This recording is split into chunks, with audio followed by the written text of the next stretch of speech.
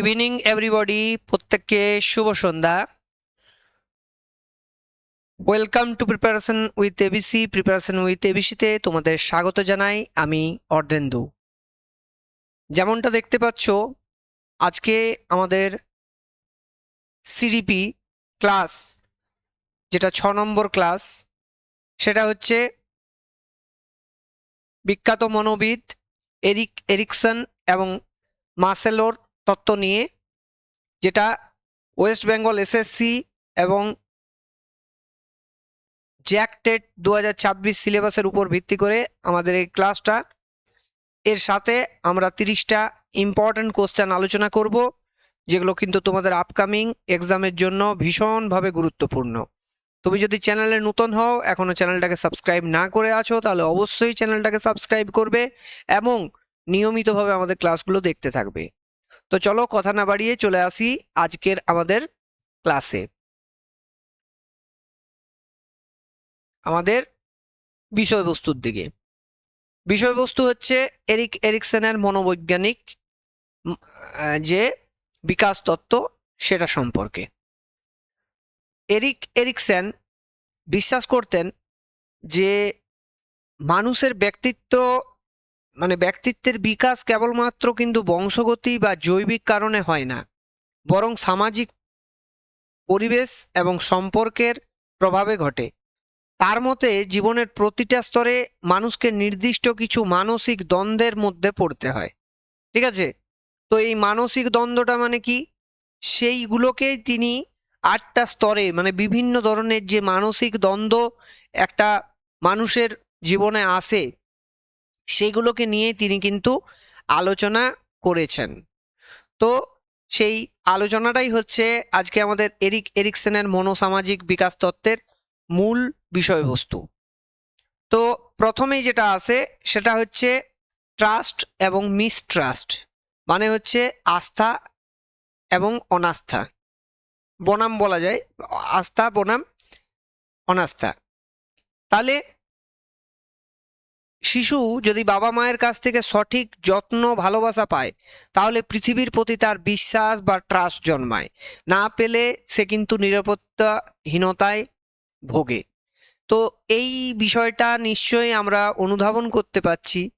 যে সমস্ত শিশুরা তাদের মা বাবাদের সহচর্য পায়, তারা কিন্তু জীবনে প্রতিষ্ঠা হওয়ার সুযোগটাও পায়।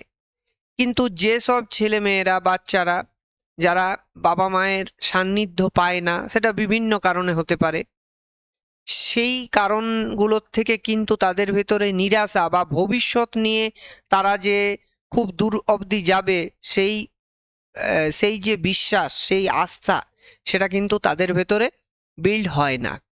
ঠিক আছে? তো তারা একটা নিরাপত্তাহীনতায় ভোগ করে, সব সময় তাদের ভেতরে একটা নিরাপত্তাহীনতা কাজ করে। এই হচ্ছে প্রথম যে দ্বন্দ্ব, সেটা। নেক্সট আমাদের দেওয়া আছে, দেখো এখানে নেক্সট যে বিষয়টা, সেটা হচ্ছে স্বায়ত্তশাসন। অটোনমি মানে হচ্ছে স্বায়ত্তশাসন। তোমরা এগুলো নোটগুলো লিখে নিতে পারো, এটা আমি এখানেও লিখে দিচ্ছি। আচ্ছা, এখানে আস্থা বনাম অনাস্থান লিখে দিচ্ছি। ঠিক আছে? আমি ইংলিশে মোটামুটি ভাবে করেছি, তো সেই জন্য এটা এইভাবে লিখে রেখেছি। আচ্ছা, এখানে হচ্ছে পরেরটা যেটা হচ্ছে স্বায়ত্তশাসন। স্বায়ত্তশাসন বনাম কি কি আছে? লজ্জা এবং সন্দেহ। লজ্জা ও সন্দেহ। তো এখানে কি হচ্ছে দেখো, শিশু নিজের কাজ, যেমন খাওয়া, পোশাক পরা, চুল আঁচড়ানো, এগুলো নিজেরা কিন্তু করতে চায়। তাকে উৎসাহিত করলে সে স্বাবলম্বী হয়, আর সব সময় যদি বকা দেওয়া হয়, তার নিজের ক্ষমতার ওপরে প্রশ্ন তোলা হয়, তাহলে কিন্তু সেই শিশু মানে লজ্জা এবং একটা ভয়, সন্দেহ, এই রকম জিনিসের মধ্যে পড়ে। এখানে যে বয়সগুলো দেওয়া আছে, এই বয়সগুলো অ্যাকচুয়ালি এই বয়সে মানে এই যে স্তরগুলো আছে সেই স্তরগুলোতে এগুলো নারিশিং হয়, ঠিক আছে? এগুলো নারিশিং হয়, এই কারণে এই বয়সগুলো দেওয়া আছে, ঠিক আছে? তো তোমরা হয়তো এটা বুঝতে পারছো যে এখানে প্রত্যেকটা জায়গায় একটা করে বয়স দেওয়া আছে। এখানে কিন্তু তোমাকে এই যে 8টা বয়স দেওয়া আছে, সেই বয়সগুলোকে অতটা মনে রাখার দরকার নেই। তোমার 8টা যে বৈশিষ্ট্য দেওয়া আছে সেগুলোকে কিন্তু তোমাদেরকে মনে রাখতে হবে। স্বায়ত্তশাসন বনাম লজ্জা ও সন্দেহ, ঠিক আছে? বয়সটা মনে রাখতে পারলে অনেকটাই ভালো হবে। দেখো এখানে 1.5 বছর, এখানে 1.5 থেকে 3 বছর। পরেরটা দেখো স্টেজ 3, যেটা সেটা হচ্ছে স্টেজ 3তে হচ্ছে উদ্যোগ বনাম অপরাধ বোধ। উদ্যোগ বনাম অপরাধ বোধ।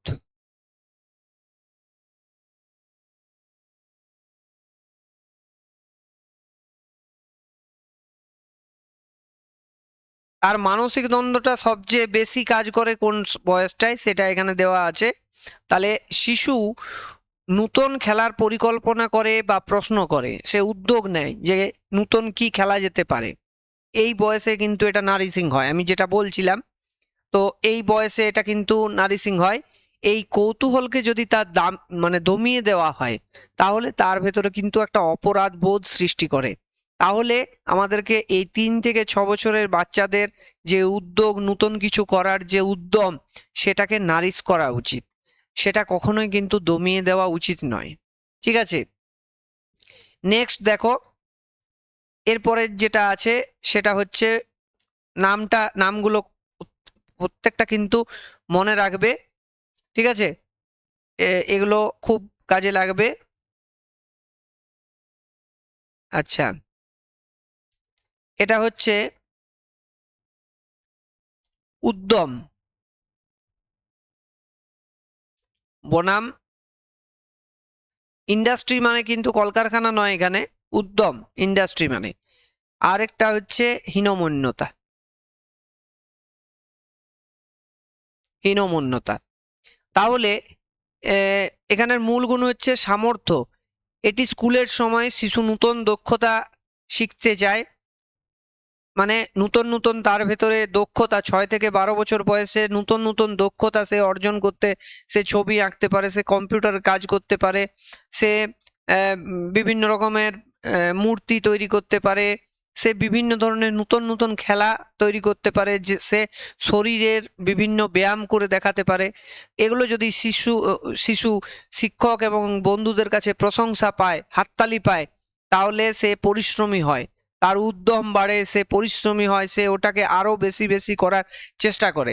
আর যদি দেখা যায় সে হাততালি পাচ্ছে না, সে প্রশংসা পাচ্ছে না, সে কোনো সুনাম পাচ্ছে না এগুলোতে, তাহলে সে হীনমন্যতায় ভোগে, ঠিক আছে? তো এই জিনিসটা 6 থেকে 12 বছরের ভেতরে নারিশ হয়। প্রত্যেকটা ক্ষেত্রে এজগুলোকে মনে রাখার খুব একটা দরকার নেই, তবে মোটামুটি ভাবে স্টেজগুলোকে পরপর কিন্তু তোমাদেরকে মনে রাখতেই হবে। দেখো পরেরটা হচ্ছে পরের যেটা, সেটা হচ্ছে পরিচয় বা ব্যক্তিত্ব। পরিচয়ে লিখছি পরিচয় বনাম ভূমিকার বিভ্রান্তি।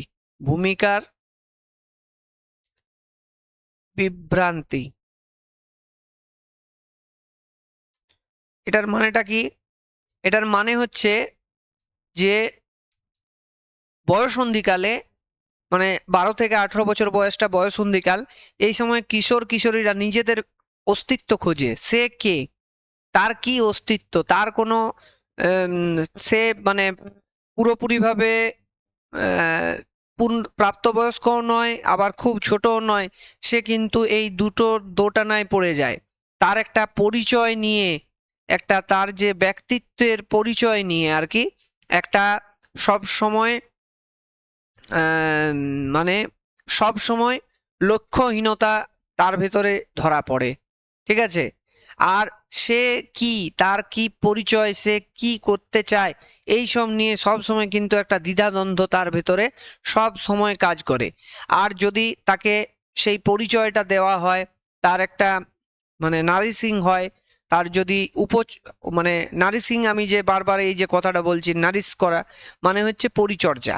অ্যাকচুয়ালি তার যদি পরিচর্যা হয়, তার যদি আইডেন্টিটিটা নিয়ে, তার যে ব্যক্তিত্ব নিয়ে, যে হ্যাঁ তুমি এই কাজের জন্য ভালো, তুমি খেলাতে ভালো, তুমি ক্রিকেট ভালো খেলতে পারো, ঠিক আছে, মানে আগের যে স্টেজটাতে সে যে পর্যায়ে ছিল, সেই পর্যায়ের থেকেই কিন্তু এটাও চলে আসে।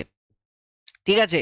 এখানে ঠিক মতো যদি তাকে প্রশংসা না পায়, তাহলে তার আইডেন্টিটি নিয়ে একটা মানে তার নিজের ভেতরে একটা সন্দেহ তৈরি হয়। এবং এই সন্দেহটা যদি বাবা মা, শিক্ষক শিক্ষিকা, বন্ধুরা তাকে যদি হীনমন্যতায় ভুগতে না দেয়, তাহলে কিন্তু সে একটা পরিচয় পায় যে আমি সাপোজ আমি খুব ক্রিকেট খেলতে ভালো, মানে ভালো পারি, ভালো বেস্ট ক্রিকেটার আমাদের এই এলাকায়, এ বেস্ট ক্রিকেটার, এরকম একটা নিজের ভিতরে কিন্তু সে পরিচয়, সে কিন্তু একটা অহংকার বোধ, এই অহংকারটা কিন্তু ভালো অহংকার, একটা অহংকার বোধ তার ভেতরে কাজ করে যে আমি একজন ভালো ক্রিকেটার, আমাকে কিন্তু এই জায়গাটাকে ধরে রাখতে হবে, আমার এই আইডেন্টিটিটা আমাকে বজায় রাখতে হবে, এরকম একটা পরিস্থিতি তৈরি হয়। আর সেটা যদি তাকে না করতে দেওয়া হয়, বা তার যে ইচ্ছার বিরুদ্ধে তাকে বলা হয় না ক্রিকেট খেলে কোনো লাভ নেই, কজনেই বা মানে ক্রিকেট খেলে খুব ভালো জায়গায় পৌঁছাচ্ছে, এরকম যখন পরিস্থিতি তৈরি হয়, তখন কিন্তু তার ভূমিকার বিভ্রান্তি, সে কে, সে কিসে ভালো, সে যে কিছুতেই ভালো নয়, এরকম একটা কিন্তু দ্বিধাদ্বন্দ্ব তার ভেতরে সবসময় কাজ করে। এগুলো কিন্তু আমরা প্রত্যেকটা যেগুলো বলছি, এগুলো হচ্ছে প্রত্যেকটা এক একটা দ্বিধাদ্বন্দ্বের কথা। ঠিক আছে? যেটা এরিক এরিকসন বলেছেন। এরপরে দেখো নেক্সট যেটা আছে, সেটা হচ্ছে ঘনিষ্ঠতা, ইন্টিমেসি, ঘনিষ্ঠতা বনাম এটা হচ্ছে বিচ্ছিন্নতা। আচ্ছা, এই বয়সে 18 থেকে 40-এ ভালোবাসা, অন্যের সাথে গভীর এবং স্থায়ী সম্পর্ক গড়ার সময় ব্যর্থ হলে একাকিত্ব বা বিচ্ছিন্নতা আসে। দেখো এই সময়টাই হচ্ছে কিন্তু ভাইটাল, 18 থেকে 40 বছর পর্যন্ত লাইফের প্রত্যেকটা জিনিস এই জায়গাটাতেই মানে আমাদেরকে এই পাশ থেকে ওই পাশ পর্যন্ত পৌঁছে দিতে পারে 18 থেকে 40 বছরের ভেতরে। এখানে প্রেম হয়, সে প্রেম ব্যর্থও হতে পারে, আবার সাকসেসও হতে পারে। সেই ভালোবাসার ভর করে সে কিন্তু অনেক ভালো জায়গাতেও পৌঁছে যেতে পারে, আবার একেবারে দেবদাসও হয়ে যেতে পারে। ঠিক আছে? বহু কিছু হতে পারে এই জায়গা থেকে। তো এইটা হচ্ছে কিন্তু তার সাথে যদি ঘনিষ্ঠতা বাড়ানো হয়, তার সাথে বন্ধু বান্ধব, শিক্ষক, প্রেমিকা বা প্রেমিক বা বন্ধু বান্ধব, এদের ভেতরে যদি ঘনিষ্ঠতা তাহলে থাকে, তাহলে তার লাইফটা মানে খুব সুচারুভাবে পরিচালিত হতে থাকে। আর যদি সবার সাথে ডিটাচ হয়ে যায়, তাহলে বহু রকম বিচ্ছিন্নতা, একাকিত্ব চলে আসে। সে প্রয়োজনে সেই একাকিত্ব ছাড়ানোর জন্য সে নেশায় ডুবে থাকে। এরকম বহু রকমের ঘটনা কিন্তু দেখো এই 18 থেকে 40 বছরের মধ্যে দ্বিধা দ্বন্দ্ব, যেটা এরিকসন মানে বলেছেন, সেই জিনিসটা ঘটছে। ঠিক আছে? নেক্সট এখানে হচ্ছে 40 থেকে 65 বছর পর্যন্ত যত্ন, পরবর্তী প্রজন্মের জন্য কিছু করার ইচ্ছা, সন্তান পালন বা সমাজ সেবা, এটা না থাকলে জীবনে মানে স্থবিরতা আসে না। ঠিক আছে? এখানে থাকে সৃজনশীলতা। এই বয়সে, এই যে 40 বছর বয়স, তখন কিন্তু সে আর নিজের নিয়ে ভাবে না, সে ভাবতে থাকে সৃজনী, আচ্ছা সৃজনী লিখছি, সৃজনী ভার্সাস তোমার এখানে হচ্ছে সৃজনী, স্থবিরতা, মানে একই জায়গায় দাঁড়িয়ে থাকা, স্থবিরতা। ঠিক আছে? সৃজনশীলতার মধ্যে দিয়ে ধরে নাও যার জীবনে সবকিছু এর আগের পর্যন্ত 40 বছর পর্যন্ত সে একটা ভালো চাকরি পেয়েছে, সে ভালো প্রেম পেয়েছে বা জীবন সঙ্গী বা জীবন সঙ্গিনী পেয়েছে, ভালো বন্ধু পেয়েছে, ভালো অফিস পেয়েছে, লাইফে সেটেল আছে, কিংবা ভালো ব্যবসা করে বা রোজগার করে, তার যতটা প্রয়োজন সবকিছু ঠিকঠাক আছে, তখন কিন্তু সে পরবর্তী প্রজন্মের জন্য কিছু করার ইচ্ছে রাখবে। তখন তার ভেতরে সৃজনশীলতা কাজ করবে। আর এগুলো যদি না হয় জীবনে, তাহলে তার ভেতরে স্থবিরতা চলে আসে। হ্যাঁ, সে এগুলো থেকে দূরে থাকার চেষ্টা করে। সে এর মানে ভবিষ্যতের জন্য আর সে ভাবে না, কারণ তার এখন যথেষ্ট বয়স হয়ে গেছে, 40 ক্রস করে গেছে। 40 থেকে 65-র ভেতরে মানুষের জীবনে কিন্তু এগুলো দেখা যাচ্ছে। বুঝতে পারলে? এরপরে দেখো নেক্সট এবং শেষ যে পর্যায়, সেটা হচ্ছে অহং পূর্ণতা। অহং পূর্ণতা, ইন্টিগ্রিটি অ্যান্ড ডিসপায়ার, এবং অহং পূর্ণতা বনাম হতাশা। দেখো, একজন জীবনে সবকিছু করে এসছে, সে তার ভবিষ্যৎ প্রজন্মের জন্য যথেষ্ট টাকা পয়সা, ধন সম্পত্তি, ভালোবাসা সবকিছু সে করে দিয়েছে, সে সম্মানও পায়। তার ভেতরে কিন্তু একটা অহংপূর্ণতা হবে। সে মনে করবে যে আমি যতটা অ্যাচিভ করতে চেয়েছিলাম সেটা কিন্তু আমি অ্যাচিভ করে নিয়েছি।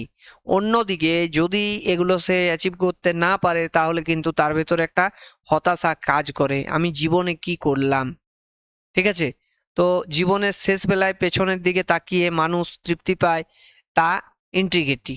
ঠিক আছে? আর অতৃপ্ত থাকলে ডিসপায়ার বা ডিসপেয়ার বা হতাশা তৈরি হয়, এটাই স্বাভাবিক ব্যাপার। তো এই হচ্ছে এরিক এরিকসনের তত্ত্ব। প্রত্যেকটা তত্ত্বের ক্ষেত্রে মোটামুটি বয়সটা যদিও ততটা ইম্পর্টেন্ট নয়, তবে মোটামুটিভাবে মনে রাখবে যে কোন বয়সে কতটা কি কি ধরনের জিনিসগুলো আসে। ঠিক আছে?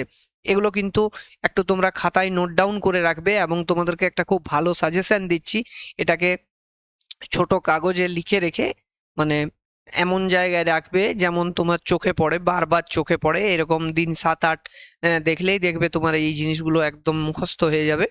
ঠিক আছে? কারণ এখানে অনেকগুলো বিষয় আছে, তো তো সেগুলো ধরে নাও প্রায় 16টা বিষয় আছে। 16টা বিষয় একটার সাথে বিপরীত বিষয়টা কি, ঠিক আছে, একদম তো বিপরীত শব্দ নয়। তো সেগুলো কিন্তু তোমাদেরকে একটু মনে রাখতে হবে। পারলে ইংলিশ ভার্সনটাও কিন্তু মনে রাখবে, এগুলো অনেক সময় তোমাদের কাজে লাগবে। ঠিক আছে? নেক্সট যে বিষয়টা আসছে সেটা দেখো, সেটা হচ্ছে মাসেলোর তত্ত্ব।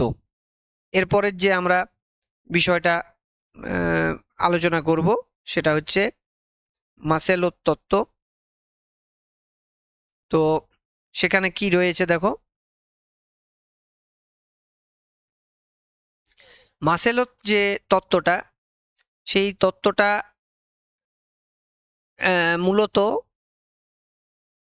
মানুষের জীবনের চাহিদাগুলোকে তিনি একটা পিরামিড আকারে কল্পনা করেছেন। তিনি একটা পিরামিড আকারে কিন্তু এখানে কল্পনা করেছেন চাহিদার, এগুলোকে ক্রমোচ্চ স্তরবিন্যাস বা ম্যাসেলো হায়ারার্কি অফ নিডস এরকম বলা হয়। ঠিক আছে? এটা দেখতে পাচ্ছ। এগুলো তোমরা ইংলিশ ভার্সনগুলোকে মোটামুটি মনে রাখার চেষ্টা করবে, কাজে লাগবে এগুলো।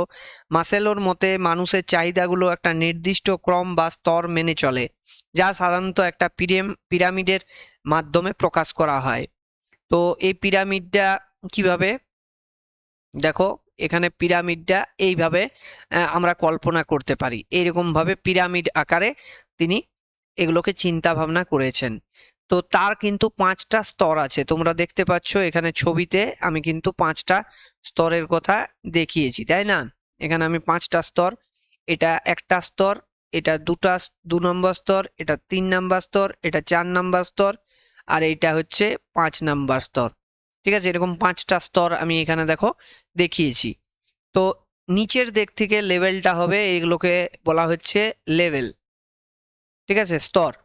তাহলে নিচের দিক থেকে স্তরগুলো হবে, এটা পিরামিডের একেবারে নিচের স্তর এবং মানুষের জীবনের সব থেকে মৌলিক বা প্রাথমিক চাহিদাগুলো এটা দেয়, যেমন খাদ্য, জল, অক্সিজেন, ঘুম এবং আশ্রয়। ঠিক আছে, এই চাহিদাগুলো পূরণ না হলে মানুষ কিন্তু অন্য কিছু ভাবতে পারে না। একটা মানুষ যে খাবার পাচ্ছে না, সে শিক্ষা দীক্ষা, সে তার ছেলে মেয়েদের জন্য কিছু করা, সে জীবনে প্রতিষ্ঠিত হওয়া, এরকম ভাবার সুযোগ থাকে না। তাহলে প্রথমেই যেটা মানুষের প্রাথমিক চাহিদা লেভেল 1-এ, সেটা হচ্ছে একদম প্রাথমিক চাহিদা, খাদ্য, জল, বাসস্থান, ঘুম, অক্সিজেন, এগুলো হচ্ছে তার প্রাথমিক চাহিদার ভেতরে পড়ে।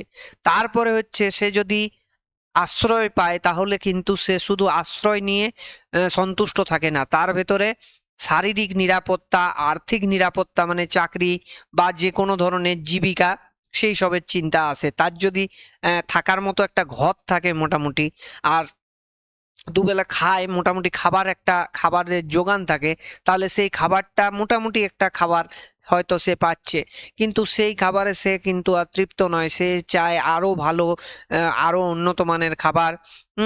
সে কিন্তু এটা জানে যে আমি তো মোটামুটি জল, অক্সিজেন এবং ঘুম, এই তিনটে মোটামুটি ভাবে পাচ্ছি ঠিকঠাক মতো, আমার শারীরিকভাবে ঠিকঠাক আছে, তাহলে সেক্ষেত্রে আমার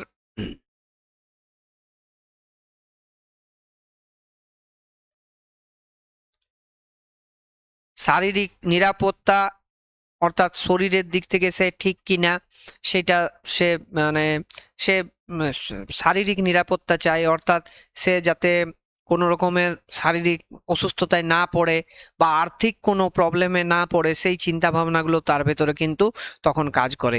স্বাস্থ্যের নিরাপত্তা, স্বাস্থ্যকে দেখা, তার যাতে স্বাস্থ্যের কোনো ক্ষতি না হয়, সেটাও কিন্তু সে চিন্তা ভাবনা করে। কিন্তু যেখানে সে খাদ্য পাচ্ছে না, ধরো প্রথম স্তরে সে খাদ্যই পাচ্ছে না, সে কিন্তু স্বাস্থ্য নিয়ে আর কিছু ভাবে না। ঠিক আছে, আচ্ছা, তারপরে সে কি ভাবে, লেভেল 2-তেই বলছি, সেটা হচ্ছে বিপদ থেকে রক্ষা পাওয়ার ইচ্ছা, মানে সে সব সময় কিন্তু প্রোটেকশন চায়।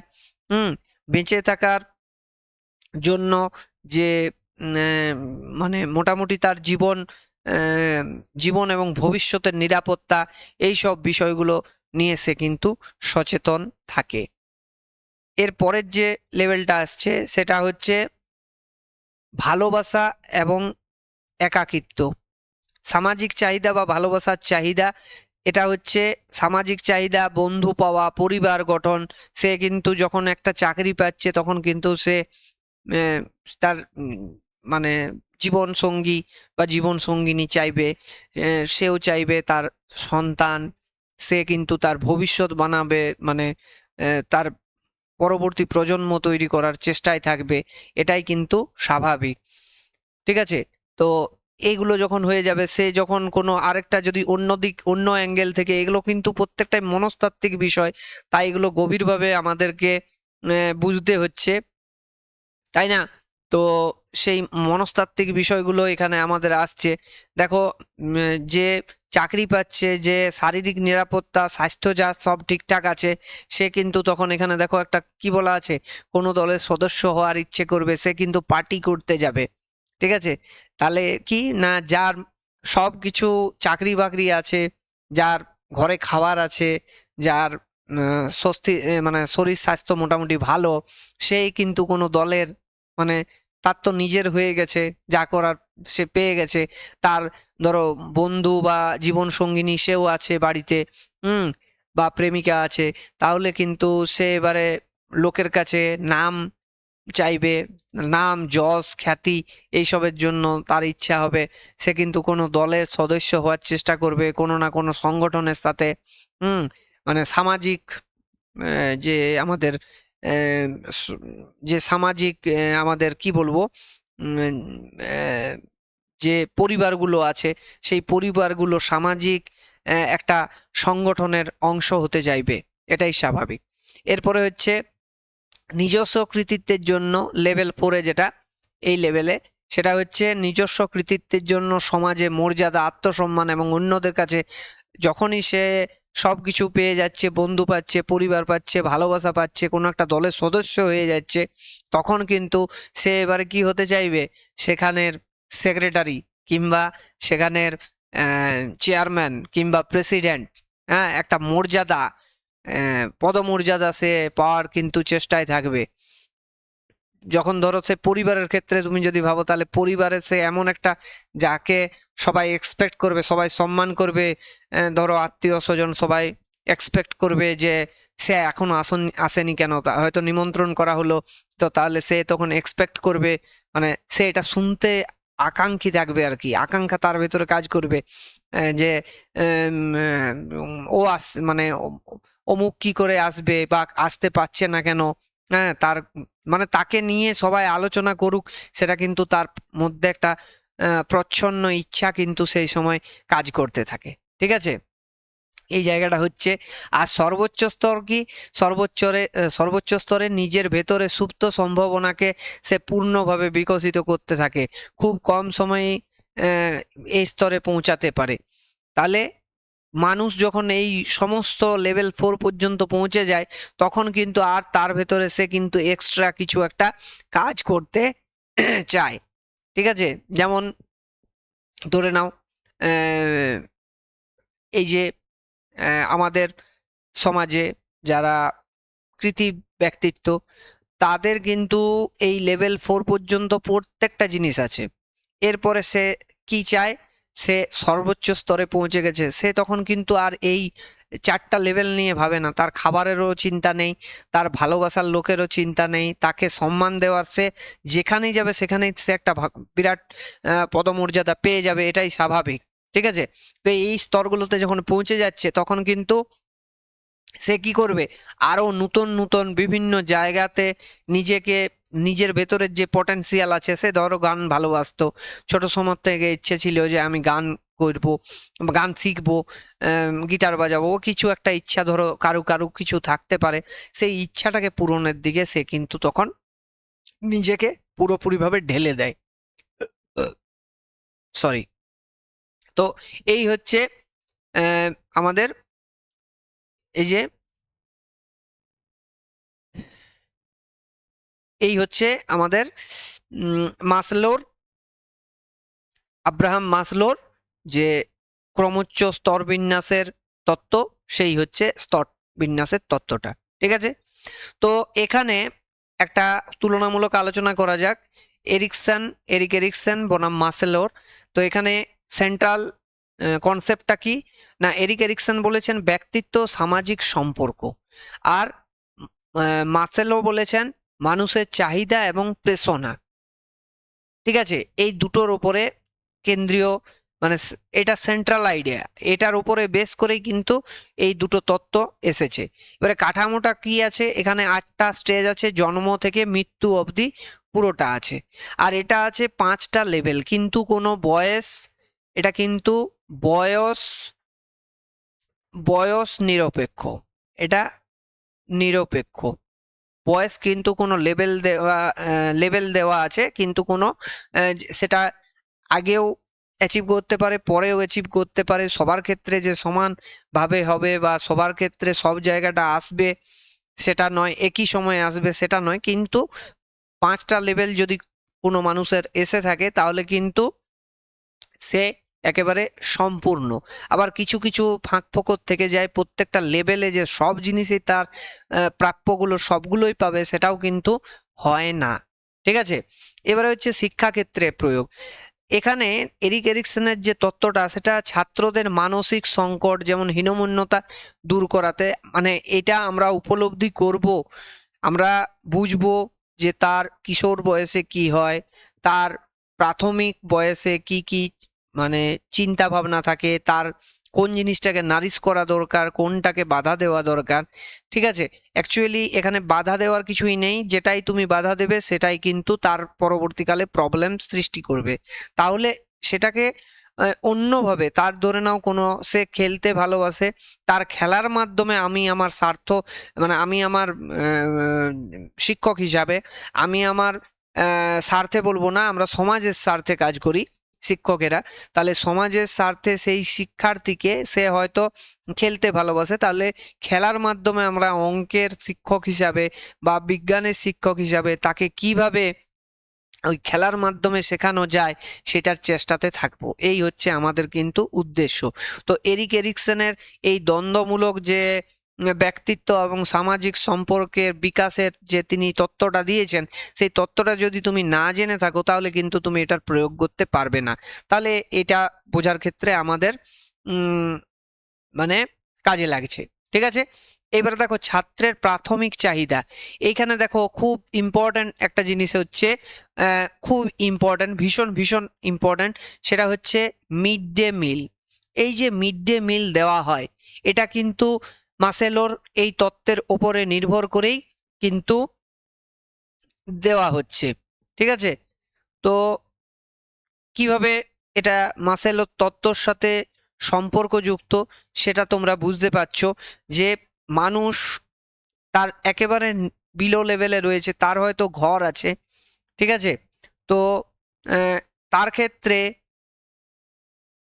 তার ক্ষেত্রে খাবারের কিন্তু যোগান নেই, কারণ বেশিরভাগই দরিদ্র সীমার নিচে বসবাসকারী মানুষজন আমাদের ভারতবর্ষে। তো সেখানে আমরা যদি এই স্কুলে তার পড়াশোনায় মন বসবে কিভাবে? তার যদি পেটে খিদে থাকে, তাহলে তাকে যদি লেভেল 1টা ঠিকঠাক মতো দেওয়া হয়, তাহলে কিন্তু তার অনেকটাই কাজে লাগবে, তাই না? তো এই জিনিসটাকে অনুধাবন করে কিন্তু এই মিড ডে মিল চালু করা হয়েছে। আশা করি তোমরা মিড ডে মিল কিভাবে এসেছে সেটা মোটামুটি জানো। মিড ডে মিল হচ্ছে স্কুলে শিক্ষার্থীদের মানে কোনো কাস্ট ক্রিড এসব না মেনে প্রত্যেকটা শিশুকে যে খাবার দেওয়ার, রান্না করা খাবার দেওয়ার যে ব্যবস্থা রয়েছে, সেটাকেই আমরা কিন্তু মিড ডে মিল বলি। ঠিক আছে, তো এটা এই যে কর্মসূচিটা, এটা একটা গভীর এবং সরাসরি সম্পর্ক আছে। ক্ষুধার্ত শিশু পড়াশোনায় মনোনিবেশ করতে পারবে না। তাহলে পিরামিডের একদম প্রথম এবং প্রধান স্তর যে খাদ্য, জল এবং ঘুম, তার আমরা অন্ততপক্ষে তাকে যদি খাদ্যটা যেটা একেবারে প্রাথমিকেরও প্রাথমিক, সেটা যদি আমরা প্রদান করতে পারি শিশুকে, তাহলে কিন্তু সেই শিশু ভবিষ্যতে মানে প্রতিষ্ঠিত হওয়ার একটা সুযোগ পাবে। তো রাষ্ট্রের কর্তব্য হিসাবে এটা কিন্তু পড়ে প্রতিটা জনগণকে রাষ্ট্র কিন্তু সাহায্য করে। তো যদি কোনো শিশু ক্ষুধার্ত থাকে, তবে তার শরীর এবং মস্তিষ্ক কেবল খাদ্যের সন্ধান করবে। মিড ডে মিল শিশুদের এই মৌলিক খাদ্যের চাহিদাটাকে পূরণ করছে। আরেকটা বিষয় কি হচ্ছে, যে এই যে খাদ্যের নিরাপত্তা, তাহলে হচ্ছে মিড ডে মিলের এই মাসেলোর তত্ত্বটা কি করছে, প্রাথমিক ভাবে খাদ্যের যোগান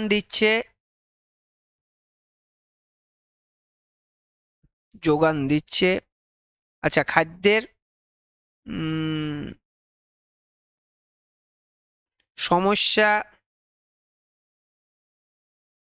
দূর করছে। আর 2 নম্বরে কি করছে,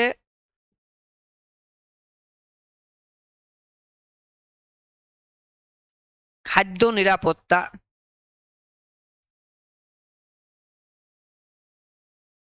এই খাদ্য নিরাপত্তার কথা মানে মনে রেখেই কিন্তু শিশুদেরকে এই যে কোভিডের সময় কোভিড যে সিচুয়েশনটা ছিল, সেই কোভিড-19-এর সময়ও কিন্তু শিশুদেরকে রান্না করা খাবার না হোক, তাদেরকে কিন্তু শুকনো চাল ডাল আলুটা দেওয়ার ব্যবস্থা করা হয়েছিল, এই কথাটাকে মাথায় রেখেই। ঠিক আছে, এবারে অনেক কিন্তু সমালোচক এটার বিভিন্ন রকমের সমালোচনা করবেন, কিন্তু as a point of view, মানে একজন শিক্ষক হিসাবে, হবু শিক্ষক হিসাবে তোমাদেরকে কিন্তু এর প্রয়োজনীয়তা সম্পর্কে অনুধাবন করতে হবে। ঠিক আছে, এটার অবশ্যই তোমাদের কিন্তু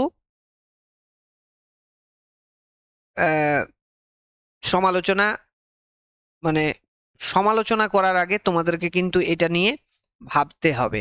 তাহলে আগে জীবন ধারণ, তারপর শিক্ষা, এটাই হচ্ছে কিন্তু মোদ্দা কথা।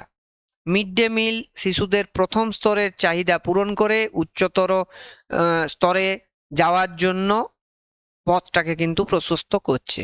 ঠিক আছে, তো নেক্সট আমরা চলে যাব আমাদের কোশ্চেনগুলোতে। এরিক এরিকসনের মনোবৈজ্ঞানিক বিকাশ তত্ত্বে কয়টি স্তর আছে? এটা আশা করি তোমাদের বুঝতে খুব একটা অসুবিধা হবে না।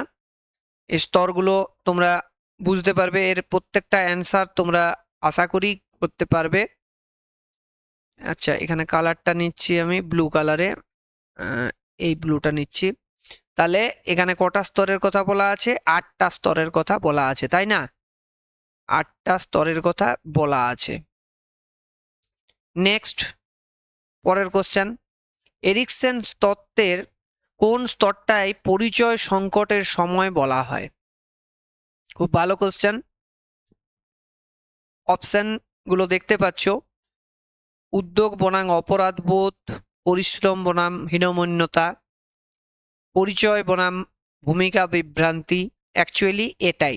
ঠিক আছে, শুধু যদি স্টেজগুলো বলে দিত তাহলে হয়তো তোমাদের একটু বুঝতে অসুবিধা হতো, কিন্তু এখানে তোমরা বুঝতেই পারছো যে এটা হবে অপশন সি, যেহেতু আমাদেরকে ইন ডিটেলস বলে দিয়েছে। কিন্তু তোমাদেরকে মনে রাখতে হবে এটা কিন্তু এরকম নাও কোশ্চেন থাকতে পারে, যদিও ইউপি টেটে এটা পড়েছে এরকম, কিন্তু সবসময় যে এরকম ভাবেই পড়বে সেটাও কিন্তু নয়, কখনো এটা অন্যভাবেও থাকতে পারে। তো তাই কিন্তু সেটাকে তোমরা ভালোভাবে মুখস্থ রাখবে। দেখো, পরে হচ্ছে মার্সেলোর মতে মানুষের চাহিদার সর্বোচ্চ স্তর কোনটা? সর্বোচ্চ স্তর কোনটা? তিনেরটা, নিরাপত্তার চাহিদা, শ্রদ্ধার চাহিদা, আত্মপ্রতিষ্ঠার চাহিদা, নাকি শারীরবৃত্তীয় চাহিদা? এখানে হচ্ছে সেলফ অ্যাকুইজিশন বা আত্মপ্রতিষ্ঠা। এখানে পরে কিন্তু সে কিন্তু পরিতৃপ্ত, সে কিন্তু সব লেভেলগুলোর ওপরের লেভেলে আছে। বুঝতে পারলে? একটু পড়লেই কিন্তু জিনিসগুলো বুঝতে পারবে। এগুলো আমরা অলরেডি আজকে ক্লাসে আলোচনা করলাম। একটা শিশু যে স্কুলের কাজে নিজেকে দক্ষ এবং সফল মনে করে সে কোন স্তরে আছে? আস্থা বনাম অনাস্থা, স্বায়ত্তশাসন বনাম লজ্জা, পরিশ্রম বনাম হীনমন্যতা, নাকি উদ্যোগ বনাম অপরাধ বোধ? কোনটা হবে? চারের দাগেরটা, চারেরটা হবে পরিশ্রম বনাম হীনমন্যতা। Option C is the right answer, তাই তো? Option C is the right answer. পরের কোশ্চেন দেখো, এগুলো স্ট্রেট কাট। মাসেলের শরীরবৃত্তীয় চাহিদার অন্তর্ভুক্ত হলো কোনটা?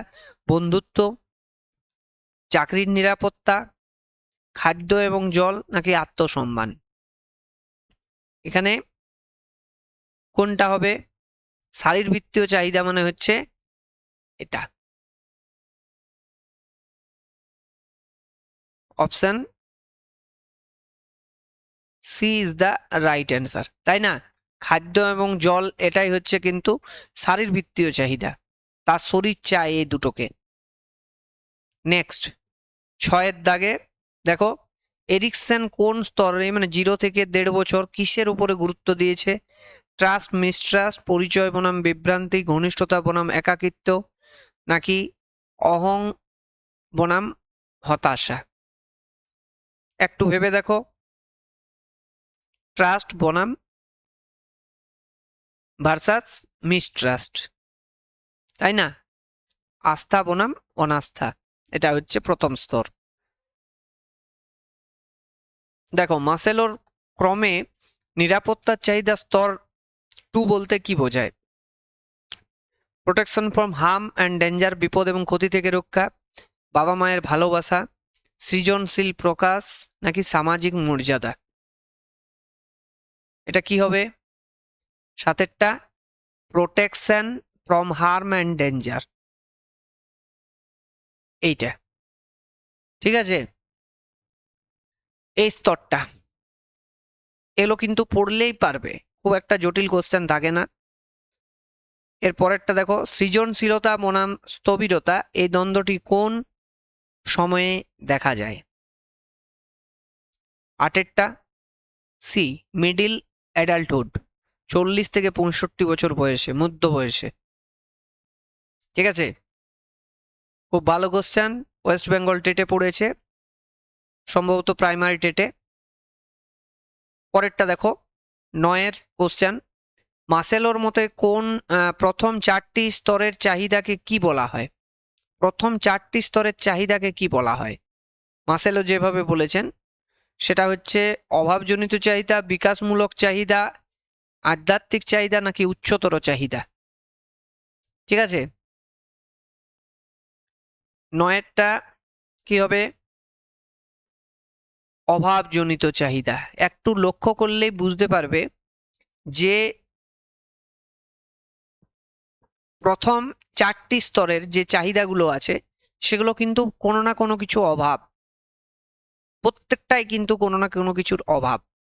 ঠিক আছে, একমাত্র ওপরের যেটা সেটা হচ্ছে তার কিন্তু তখন আর কোনো অভাব থাকে না, সেই জায়গাটায় পৌঁছে যায়।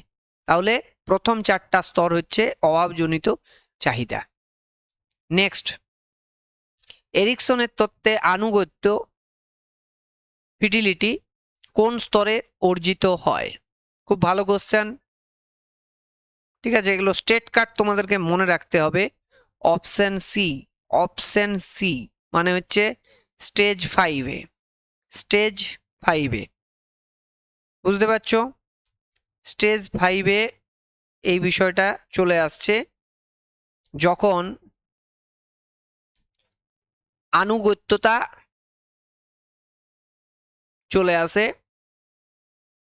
তো এই আনুগত্যতা কিভাবে আসে সেই জিনিসটা আমাদেরকে কিন্তু জানতে হবে, বুঝতে হবে এটা।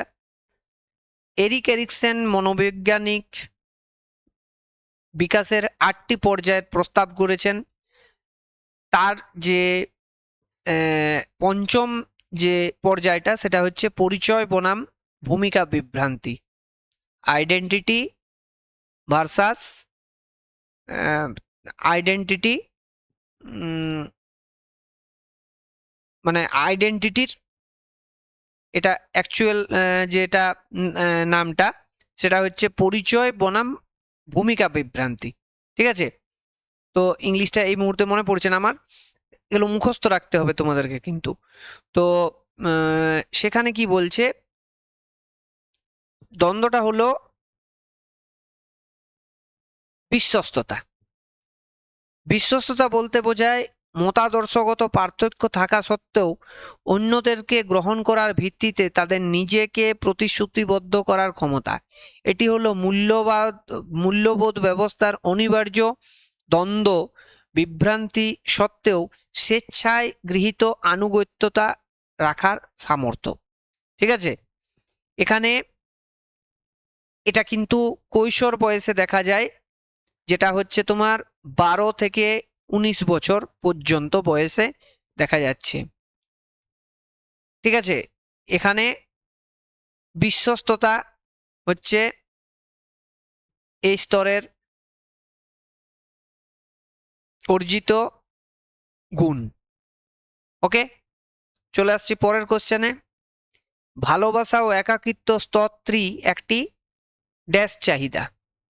ভালোবাসা এবং একাত্মতা স্তর 3 হলো একটা, এটা এটা কোথার থেকে এসেছে বলো তো? এই যে কোশ্চেনটা দেখতে পাচ্ছ এটা কোথার থেকে আসছে? মাসেলোর তত্ত্ব নাকি এরিকসনের তত্ত্ব? বলতে পারবে এই তত্ত্বটা কোথার থেকে আসছে? স্তর, লেভেলটা কোথার থেকে আসছে? মাসেলোর থেকে, তাই না? তাহলে এখানে উত্তরটা বলার আগে তোমাদেরকে বলি যে আব্রাহাম মাসেলোর চাহিদার স্তরবিন্যাস অনুযায়ী 5টা স্তরে তিনি ভাগ করেছেন, তোমরা জানো। ভালোবাসা এবং আপনজনের সান্নিধ্য হলো এই স্তরবিন্যাসের একটা স্তর, ঠিক আছে? ভালোবাসা এবং আপনজনের সান্নিধ্য। তো স্তর 1 নাম্বার হচ্ছে শারীরবৃত্তীয় চাহিদা, যেমন বেঁচে থাকার জন্য মৌলিক চাহিদা, খাদ্য, জল, ঘুম, আশ্রয়, এগুলো। নিরাপত্তার চাহিদা, যেমন সুরক্ষা, স্থিতিশীলতা, এগুলো। তারপরে হচ্ছে সামাজিক, যেমন ভালোবাসা, আপনজনের চাহিদা, এইটা। তার মানে এটা তৃতীয় স্তর, তাই না? তারপরে হচ্ছে আত্মসম্মানের চাহিদা, যেমন আত্মমর্যাদা, কৃতিত্ব, অন্যদের কাছ থেকে সম্মান। আর শেষ স্তরটা হচ্ছে আত্ম উপলব্ধি, যেখানে ব্যক্তিগত সম্ভাবনার উপলব্ধি এবং আত্মপরিপূর্ণতা। তাহলে এই প্রশ্নের যেটা আমাদের সঠিক উত্তর হবে সেটা হচ্ছে সামাজিক, তাই না? এটা হচ্ছে আমাদের সামাজিক। Option C is the right answer. পরেরটা দেখো, অহং সমন্বয় বনাম হতাশা, ইগো ইন্টিগ্রিটি ভার্সাস ডিসপেয়ার, এই জায়গাটা। তো এটা কিসের সাথে সম্পর্কযুক্ত, মানে কোন বয়সের সাথে সম্পর্কযুক্ত, সেটা কিন্তু কোশ্চেনে জানতে চেয়েছে, ঠিক আছে? এটা কখন আসে? যখন বয়স হয়ে যায় 65-র বেশি, তখন এরিকসনের মতে এটা অষ্টম পর্যায়ে পৌঁছে গেছে, অর্থাৎ শেষ পর্যায়ে। এই 65 বছর বয়স থেকে প্রায় মৃত্যু পর্যন্ত যে বয়স, সেই বয়সে একজন ব্যক্তি তার ফেলে আসা জীবনের দিকে ফিরে তাকায় এবং তিনি অনুভব করেন যে তার জীবনে তিনি কতটা সফল এবং কতটা তার জীবন অর্থপূর্ণ। তবে তার কাছে সততা বা সংগতি তৈরি হয় যদি তিনি সফল ব্যক্তি হয়ে থাকেন তার ফিরে আসা জীবনকে দেখে। অন্যদিকে তিনি যদি মনে করেন যে তার জীবনে তিনি অনেক ভুল করেছেন, অনেক তিনি সুযোগ হারিয়েছেন, তবে তার ভেতরে হতাশার জন্ম নেয়, ঠিক আছে? তাহলে এই বয়সটা হচ্ছে অপশন সি, ওল্ড এজ বা 65 বছর বার্ধক্য বয়সটা। এরপরে দেখো নেক্সট, মাসেলোর তত্ত্বটি কিসের তত্ত্ব? ঠিক আছে, খুব ভালো কোশ্চেন, এটাও কিন্তু খুব ভালো ভালো কোশ্চেন, একটা ভীষণ ভালো কোশ্চেন। এই যে তত্ত্বটা, এই তত্ত্বটা মূলত মানুষের প্রেরণা বা মোটিভেশন সংক্রান্ত একটা তত্ত্ব, ঠিক আছে? 1943 সালে এ থিওরি অফ হিউম্যান মোটিভেশন নামক প্রবন্ধে তিনি এই বিষয়টাকে উপস্থাপন করেন, ঠিক আছে? দেখো ক্লাসে অনেক সময় আমাদের ক্লাসের যে বিষয়বস্তু থাকে তার ভেতরে অনেক সময় বলা হয় না, কিন্তু এই জিনিসগুলো টুকিটাকি যেগুলো আমরা ক্লাসের ভেতরে বলছি, মানে এই প্র্যাকটিস সেশনে আমরা যখন এমসিকিউ গুলো প্র্যাকটিস করছি তখন বলছি, সেগুলো কিন্তু খুব কাজে লাগবে তোমাদের। তাহলে এখানে হচ্ছে এ থিওরি, সরি বানানটা ভুল করছি,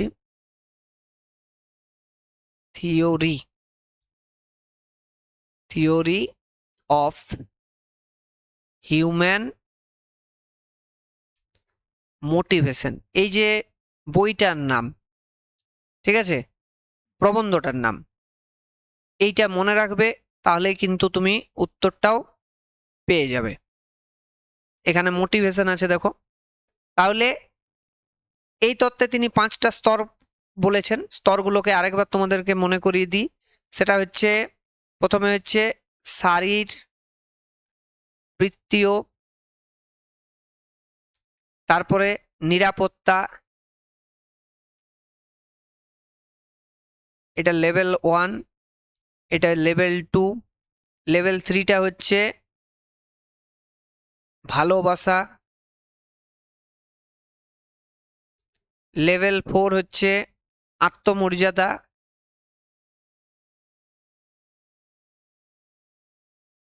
আর লেভেল 5 হচ্ছে আত্মপ্রতিষ্ঠা।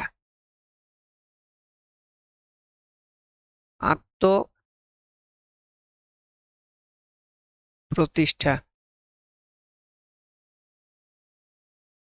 ঠিক আছে? এই হচ্ছে কিন্তু স্তরগুলো। আর এই বইটার কথা মনে থাকলে তোমার এই মোটিভেশনটা মনে থাকবে। মোটিভেশন মানে অনুপ্রেরণা বা প্রেরণা, ঠিক আছে? তাহলে এই প্রশ্নের সঠিক উত্তর হচ্ছে অপশন বি। নেক্সট, একটি 2 বছরের শিশু নিজে পোশাক পরতে চাওয়া কিসের লক্ষণ?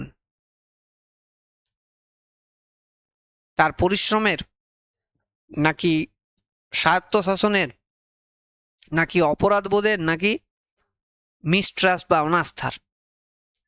দেখো, এরিক এরিকসন শিশুদের বিকাশের ক্ষেত্রে প্রায় 1.5 বছর থেকে 3 বছর বয়স পর্যন্ত যে বয়সটা রেখেছেন সেটা তিনি স্বায়ত্তশাসন বনাম লজ্জা ও সন্দেহের বয়সের, মানে যে দ্বন্দ্বটা তৈরি হচ্ছে সেটা রেখেছেন। এই বয়সে শিশুরা তাদের শারীরিক দক্ষতা এবং চারপাশের পরিবেশের উপরে কিছুটা নিয়ন্ত্রণ পেতে চায়। সে নিজে নিজে পোশাক পরতে চায়, সে তার ভালোবাসা, ভালো লাগার জিনিসগুলো উপরে জোর খাটাতে চায়। তারা নিজের কাছে তার নিজের কাজ নিজে করার সে কিন্তু পছন্দ করে। যেমন নিজের খাবার খাওয়া, সে পারবে না, ঠিকঠাক খেতে পারবে না, কিন্তু তাও কিন্তু খাবে। সে খেলনা গুছিয়ে রাখা, ঠিক আছে? নিজের পোশাক পরা, নিজের পছন্দ মতো, ছোট বাচ্চা মেয়েরা দেখবে নিজের মতো করে সাজে, এই জিনিসগুলো দেখা যায়। তাহলে কেন এই স্বায়ত্তশাসনটা দেখা যায়?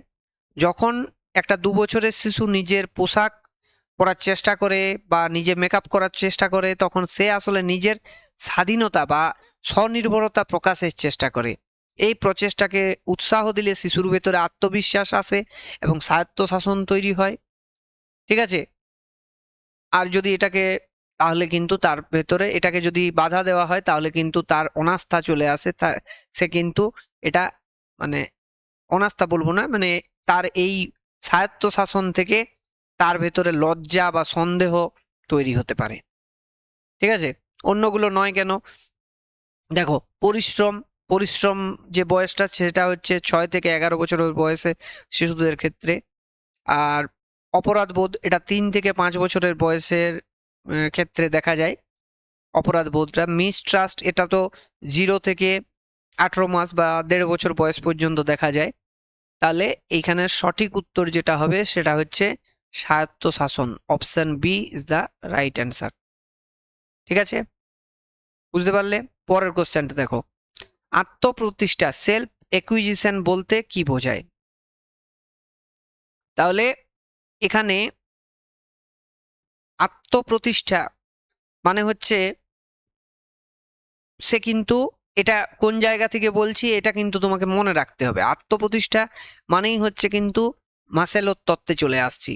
তাহলে এখানে কি হচ্ছে, একজন মানুষ যা হওয়ার ক্ষমতা রাখে, তার ক্ষমতা, সে সুপ্ত প্রতিভা আছে, সে তার সর্বোচ্চ পর্যায়ে পৌঁছানো মাত্র সে কিন্তু তার আত্মপ্রতিষ্ঠার চেষ্টা করে। সে নিজের দক্ষতা, সৃজনশীলতা, গুণাবলীর বিকশিত করার একটা নিরন্তর প্রক্রিয়াতে মেতে থাকে।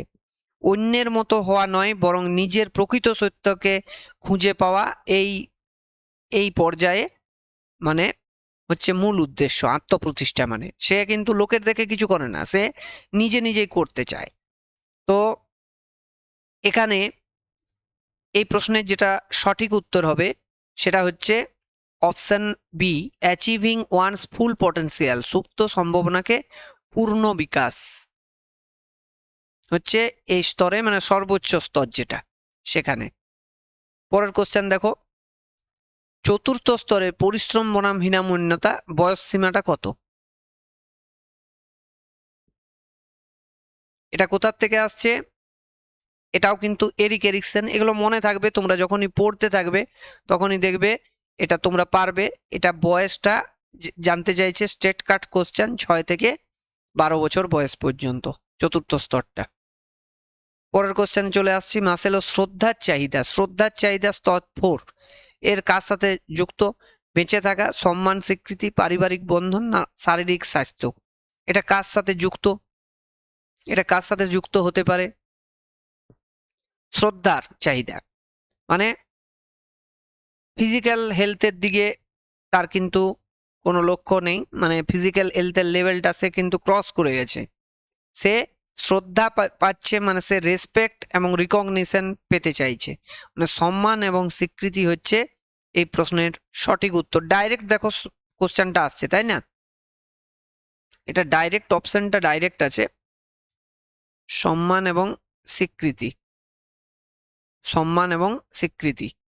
পরের কোশ্চেন, এরিকসন একজন মনোবিজ্ঞানী, কিরকম মনোবিজ্ঞানী তিনি ছিলেন?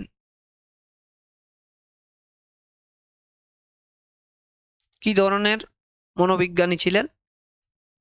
তিনি ছিলেন মনোসামাজিক বা মনোসমীক্ষণবাদী মনোবিজ্ঞানী। Okay, option B is the right answer. এটা স্ট্রেট কাট তোমাদেরকে মনে রাখতে হবে, জ্ঞানমূলক প্রশ্ন, ডাইরেক্ট প্রশ্ন, মনোসামাজিক বা মনোসমীক্ষণবাদী, সাইকো অ্যানালিটিক। ঠিক আছে, নেক্সট, মাসেলোর ক্রম অনুযায়ী কোন স্তরে চাহিদা আগে পূরণ হওয়া উচিত? নিরাপত্তা, শারীরবৃত্তীয়, সামাজিক নাকি শ্রদ্ধা? তো এটা নিশ্চয় তোমাদের বুঝতে অসুবিধা হচ্ছে না যে শারীরবৃত্তীয় চাহিদাই কিন্তু আগে পূরণ হওয়া উচিত, মানে খাবারের যোগানটা, তাই না? তাহলে এখানে option B is the right answer. পরে তার শ্রদ্ধা হবে, তার সামাজিকতা আসবে, তার নিরাপত্তা পরে, আগে কিন্তু শারীরবৃত্তীয় চাহিদাগুলো পূরণ হতে হবে, মানে খাদ্য, জল, আশ্রয়, এইটা।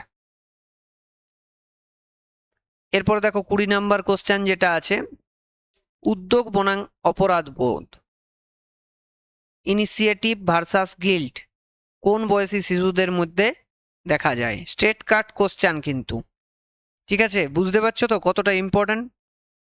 তাহলে তোমাদেরকে বয়স সহ মোটামুটি মনে রাখার চেষ্টা করবে। এই কোশ্চেনগুলো শিটেটে পড়েছে, দেখো তো এখানে 3 থেকে 6 যে বয়সটা সেটা দেওয়া রয়েছে সঠিক উত্তর।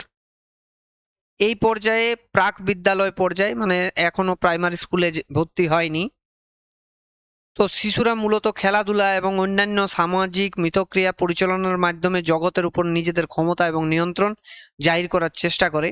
শিশুদের যদি স্বতঃপ্রণোদিত কাজে উৎসাহিত এবং সমর্থন করা হয়, তাদের যদি একটা উদ্দেশ্যবোধ জন্মায়, তাহলে তারা অন্যদের নেতৃত্ব দিতে সক্ষম হয়। অন্যদিকে যদি তাদের প্রচেষ্টা সমালোচনা করা হয়, তাদের অগ্রাহ্য করা হয়, তাদের খুব কঠোরভাবে নিয়ন্ত্রণ করা হয়, তবে তাদের ভিতরে অপরাধ বোধ জন্মাতে থাকে, তারা নিজেদেরকে অন্যদের থেকে বিরক্তিকর মনে করতে থাকে এবং তাদের ভেতরে আত্ম উদ্যোগের অভাব দেখা যায়। ঠিক আছে, অন্যান্য বয়সগুলো, এটা হচ্ছে যেমন বিশ্বাস অবিশ্বাসের, এটা হচ্ছে পরিশ্রম বনাম হীনমন্যতার, 7 থেকে যেটা 11, এটা পরিশ্রম বনাম হীনমন্যতার। আরেকটা হচ্ছে 12 থেকে 15 যেটা, সেটা হচ্ছে পরিচয় বনাম ভূমিকা বিভ্রান্তির। ঠিক আছে, এগুলো তো হবে না, বুঝতে পারছো। পরেরটা দেখো, আবার মাসেলোর তত্ত্ব থেকে দিয়েছে।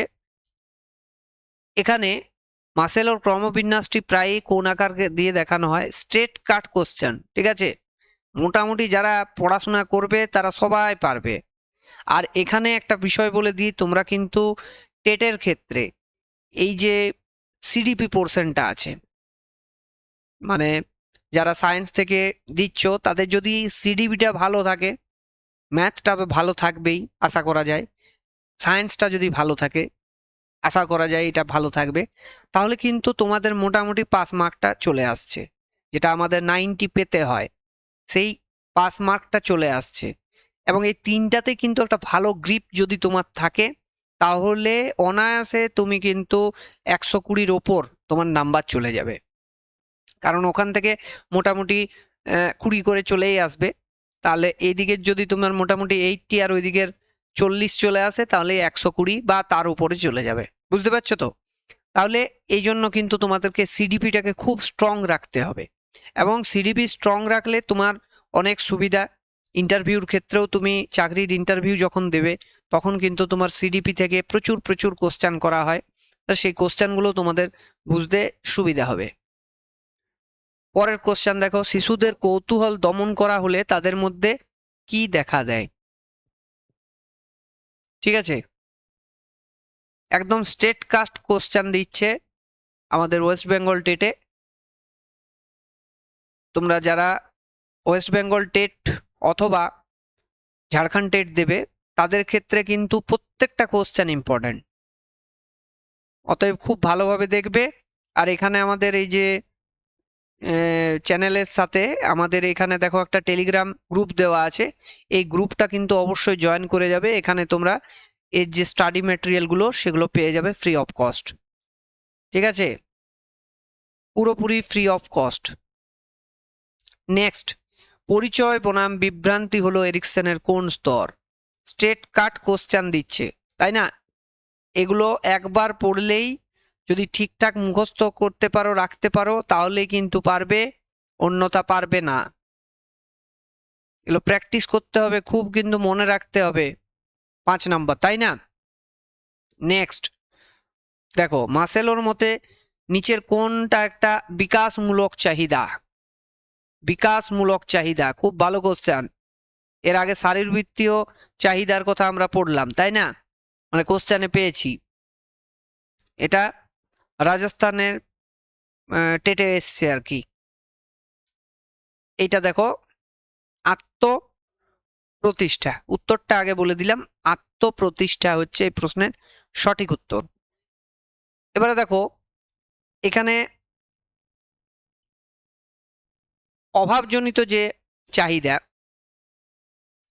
অভাবজনিত চাহিদাটা একেবারে নিম্ন স্তরের চাহিদা, যেমন হচ্ছে বেঁচে থাকার জন্য মৌলিক চাহিদা, যেমন ক্ষুধা বা তৃষ্ণা, ঘুম, এই তিনটা হচ্ছে একেবারে বেসিক চাহিদা, এগুলো অভাবজনিত চাহিদা।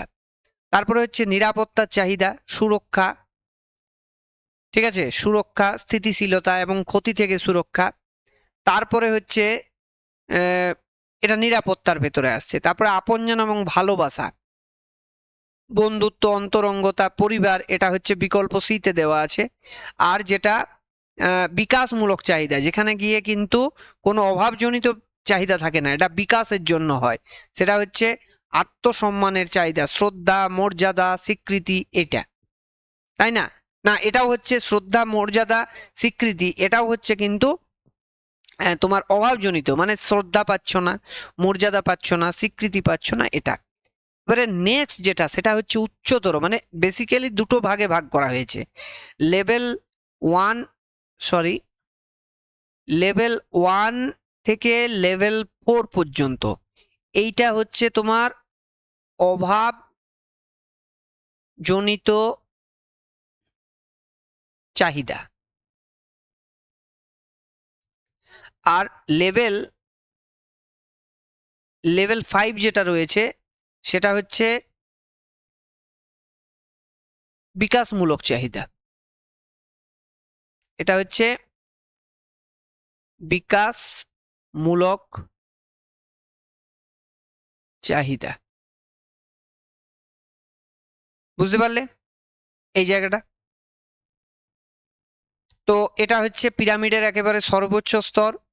এখানে একজন ব্যক্তির পূর্ণ সম্ভাবনার উপলব্ধি, সে কিন্তু লোকের দেখে আর কিছু করে না, সে তার নিজের যে সুপ্ত ইচ্ছা সেগুলোকে এখানে মানে প্রতিষ্ঠা করতে চায়। মাসেলোর মতে এটাই হচ্ছে বিকাশের চাহিদা। ঠিক আছে, বুঝলে? নেক্সট কোশ্চেনে চলে আসছি। মিড ডে মিল কর্মসূচি মাসেলোর কোন চাহিদাকে গুরুত্ব দেয়? নিরাপত্তা, শারীরবৃত্তীয়, সামাজিক, নাকি শ্রদ্ধা? খুব ভালো কোশ্চেন করেছে ওয়েস্ট বেঙ্গল টেটে এটা। দেখো, নিরাপত্তার বিষয়টা কিন্তু এখানে জড়িত থাকলেও মনে হচ্ছে নিরাপত্তার বিষয়টা আসছে, কিন্তু মেনলি কিন্তু সাইকোলজি, ফিজিওলজিক্যাল, মানে শারীরবৃত্তীয় বিষয়টাই চলে আসবে, তাই না? আগে খাদ্যের যোগান থাকবে তবে তো সে পড়াশোনা করবে। তাহলে শারীরবৃত্তীয় চাহিদাকে সে কিন্তু গুরুত্ব দিচ্ছে। যেহেতু মিড ডে মিল প্রকল্পে শিশুদের পুষ্টিকর খাবার সরবরাহ করা হয়, তাহলে ক্ষুধা নিবারণ করা এটা হচ্ছে শারীরবৃত্তীয় চাহিদার অন্তর্ভুক্ত। এটা দ্বিতীয় স্তরের চাহিদা, যেটা নিরাপত্তা বলা হচ্ছে, শারীরিক বা আর্থিক নিরাপত্তা। আচ্ছা, এই যে মারা যাবে না শিশুদেরকে, এইটা কিন্তু নিরাপত্তার ভেতরে পড়ছে, ঠিক আছে? যেটা রাইট টু এডুকেশন অ্যাক্টে বলা হয়েছে যে কোনো রকমের মানসিক বা শারীরিক আঘাত করতে পারবে না, এটা কিন্তু তোমার রাইট টু এডুকেশন অ্যাক্টে বলা হয়েছে, ঠিক আছে? আর তৃতীয় স্তর, এটা হচ্ছে সোশ্যাল বা সামাজিক, যেটা সেটা হচ্ছে ভালোবাসা, বন্ধুত্ব। এটা হচ্ছে কাদেরকে বলা যায়? দেখো এই চারটা স্তরে কিন্তু মোটামুটি ভাবে আমাদের মানা হচ্ছে। তো দেখো সামাজিক যেমন হচ্ছে যারা বিশেষভাবে সক্ষম শিশু, তাদেরকে ইনক্লুসিভ এডুকেশনে, অন্তর্ভুক্তিমূলক যে শিক্ষা, সেখানে কিন্তু আমাদের মতো যে সাধারণ শিশু আছে তাদের জায়গাতে একসাথে কিন্তু পড়ানো হচ্ছে। এটা কেন করা হচ্ছে? যে তাদের ভেতরে একটা বন্ধুত্বপূর্ণ, তারা বন্ধু পেলে হয়তো তাদের যে জীবনের কোনো প্রবলেম সেগুলো অনেকটাই সলভ করতে পারবে, ঠিক আছে? সামাজিকতার দিকটা চিন্তা ভাবনা করে কিন্তু এই জায়গাটা এসেছে। আর চতুর্থ স্তরটা হচ্ছে আত্মসম্মান এবং স্বীকৃতি।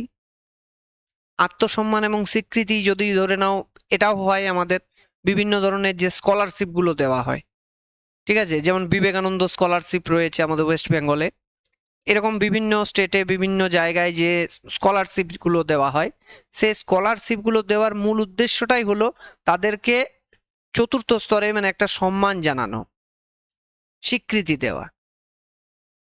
বুঝতে পারলে? তাদের যে আত্মসম্মান আছে সেই আত্মসম্মানটাকে নারিশ করা, এটাই হচ্ছে মূল উদ্দেশ্য। 25 নম্বর কোশ্চেন হলো, 26 নম্বর কোশ্চেন দেখো। 26 নম্বর কোশ্চেনে কি বলেছে? ঘনিষ্ঠতা বনাম একাকিত্ব, ঠিক আছে? এটা কখন দেখা যায়? এটা তরুণ বয়সে।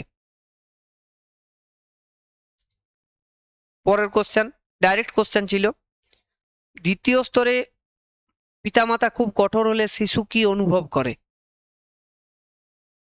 গর্ব, লজ্জা, সন্দেহ, আস্থা না উদ্দেশ্য? বুঝতে পারছো এই কোশ্চেনের সঠিক উত্তরটা কি হবে? তোমরা একদম ঠিকঠাক ধরেছো, লজ্জা এবং সন্দেহ হবে এই প্রশ্নের সঠিক উত্তর। স্ট্রেট কাট কোশ্চেন রয়েছে। পরেরটা দেখো 28 নাম্বার, মাসেলোর তত্ত্বটি আর কি বলা হয়? এটাকে আর কি নামে অভিহিত করা হয়? স্ট্রেট কাট মনে রাখবে এটা। Option B, self acquisition theory, আত্মপ্রতিষ্ঠার তত্ত্ব। মাসেলোর আত্মপ্রতিষ্ঠার তত্ত্ব হিসাবে এটা কিন্তু মনে রাখতে হবে, এগুলো মনে রাখতে হবে জাস্ট। আত্মপ্রতিষ্ঠার তত্ত্ব হিসাবে তত্ত্ব বলা হয়। এই জন্য আমাদের থিওরির সাথে সাথে এমসিকিউ কিন্তু সলভ করতে হবে, কারণ অনেক রকমের কোশ্চেন যেগুলো আমরা থিওরির ভেতরে বাদ পড়ে যায়, সেই জিনিসগুলো কিন্তু এখানে আমাদের পুরোপুরিভাবে কমপ্লিট করানো হয়। অষ্টম স্তরে অহং সমন্বয় বনাম হতাশা, অর্জিত গুণটা কি? অর্জিত গুণটা কি? প্রজ্ঞা বা উইজডম। প্রজ্ঞা বা উইজডম হচ্ছে এই প্রশ্নের সঠিক উত্তর। স্ট্রেট কাট মনে রাখতে হবে। এবং আজকের সেশনের এটাই আমাদের লাস্ট কোশ্চেন, অ্যাট লাস্ট আসছে, যেটা কোন মনোবিজ্ঞানী পরিচয় সংকটের উপরে গুরুত্ব দিয়েছেন? এটার কেউ নন, তিনি হচ্ছেন এরিক এরিকসেন। এরিকসেনের তত্ত্ব তোমরা পড়লে মাসেলো নন কেন সেটাও বুঝতে পারছো, পেঁয়াজে কেন নন বুঝতে পারছো, এরিক এরিকসন পড়লে ভাইজর্সকি নন কেন সেটাও তোমরা বুঝতে পারলে। তো এই হচ্ছে আমাদের আজকের সেশনটা কেমন লাগলো? যদি ভালো লাগে তাহলে অবশ্যই লাইক দেবে, বন্ধুদের মধ্যে প্রচুর প্রচুর শেয়ার করবে, এবং তোমাদের আপকামিং যে টেস্ট এক্সাম রয়েছে, টেটের যে এক্সাম রয়েছে, তার জন্য কিন্তু খুব ভালোভাবে প্রিপারেশন নিতে থাকো, নিয়মিতভাবে আমাদের ক্লাসগুলো দেখতে থাকো। আমরা পুরো সিডিপি, ম্যাথ এবং সায়েন্স কভার করাবো। যারা সায়েন্স থেকে টেট দেবে তাদের জন্য আমরা কিন্তু একেবারে কমপ্লিট গাইডের কাজ করব। শুধুমাত্র বাংলা ইংলিশটা বাদ দিয়ে পড়ানো হবে। সিডিপি, ম্যাথ এবং সায়েন্স এই তিনটেকে পরপর পড়ানো হবে। তো প্রথমে আমরা সিডিপিটাকে পুরোটাকে কমপ্লিট করব, তারপরে আমরা এটার থেকে প্রচুর প্রচুর কোশ্চেন নিয়মিতভাবে প্র্যাকটিস করতে থাকব, এবং তারপরে সমসাময়িকভাবে আমরা ম্যাথ এবং সায়েন্সটা পড়তে থাকবো। তো আজকের সেশন এই পর্যন্তই, দেখা হবে নেক্সট সেশনে। ততক্ষণ তোমরা প্রিপারেশন নিতে থাকো। জয় হিন্দ, বন্দে মাতরম।